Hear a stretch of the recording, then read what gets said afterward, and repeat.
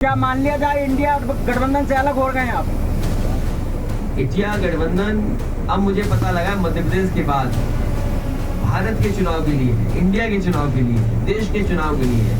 मेरे साथी पीडीए पहले बना, इंडिया बाद में बना। और उसके बाद मैंने कई मौकों पर कहा कि इंडिया गठबंधन जरूर है, लेकिन हमारी स्ट्रेटेजी पीडीए है। मध्य प्रदेश विधानसभा में कांग्रेस गठबंधन से सीट न मिलने के बाद अखिलेश यादव काफी नाराज हैं।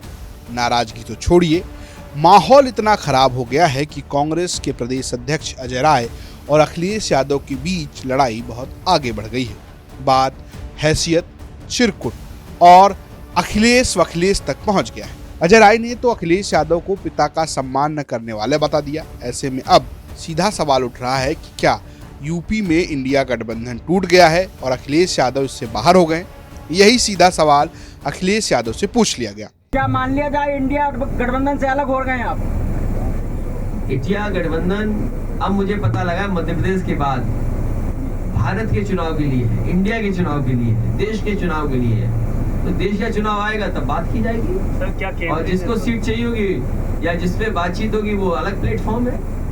लेकिन ये सवाल ये है, क्रेडिबिलिटी का है कि अगर कांग्रेस इसी तरह का व्यवहार करेगी तो कौन उनके साथ खड़ा होगा। इसलिए मैं कोई राय सुझाव नहीं दे रहा हूँ कांग्रेस पार्टी, लेकिन देश के सामने बड़ी चुनौती है। बीजेपी बड़ी पार्टी है, बीजेपी बहुत ऑर्गेनाइज्ड दल है, इसलिए उसके मुकाबले के लिए कोई भी कंफ्यूजन किसी दल के अंदर नहीं होना चाहिए। अगर कंफ्यूजन के साथ आप चुनाव लड़ोगे बीजेपी से तो आप कामयाब नहीं होगे। अब अखिलेश यादव कह रहे हैं कि अगर गठबंधन सिर्फ लोकसभा के लिए है तो हम तब बात करेंगे।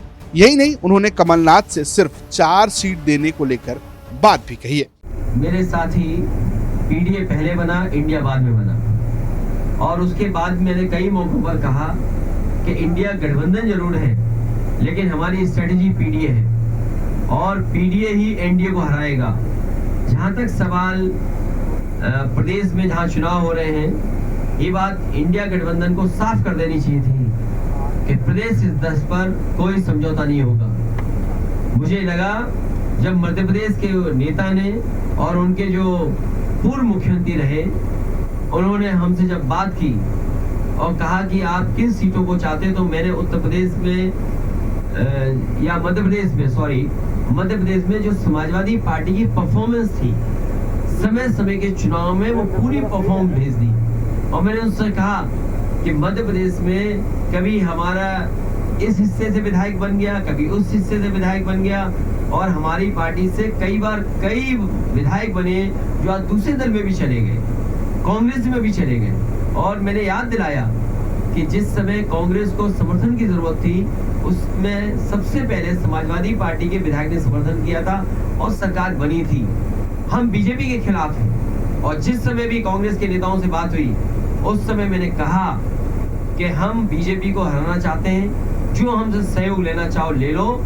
और उस समय उन्होंने बैठक करके रात में 1 बजे बैठ करके, जिसमें हमारी पार्टी के एमएलसी रहे श्याम सुंदर जी, विधायक रहे दीपक, हमारे प्रदेश के अध्यक्ष, पार्टी के संगठन के डॉक्टर मनोज, इन लोगों ने बैठ करके कांग्रेस के वरिष्ठ नेता दोनों पूर्व मुख्यमंत्री से बात की। उन्होंने रात के 1 बजे जब मीटिंग खत्म हुई, उन्होंने आश्वासन दिया कि 6 सीटें लगभग आपको दी जा सकती हैं। और वो खबर अखबार में भी छपी। मुझे भरोसा हो गया कि 6 नहीं, कम से कम 4 दे देंगे। लेकिन जब सूची आई कांग्रेस की, तो जो हमारा सिटिंग एमएलए है उस पे भी उन्होंने प्रत्याशी घोषित कर दिया। इसलिए मजबूरी में समाजवादियों को अपने जहां मजबूत क्षेत्र है, वहां पर कार्यकर्ताओं की भावना को समझते हुए हमें लड़ाना पड़ रहा है। मैं ये भरोसा दिलाता हूं कि समाजवादी पार्टी उन्हीं सीटों पे लड़ेगी जहां पार्टी का संगठन है। फिलहाल ये लड़ाई उस स्थान पर पहुंच गई है जहां से इंडिया गठबंधन में सब कुछ ठीक बना रहे, ये कहना बहुत मुश्किल लग रहा है। शाहजहांपुर से विनय पांडे की रिपोर्ट, अभी तक।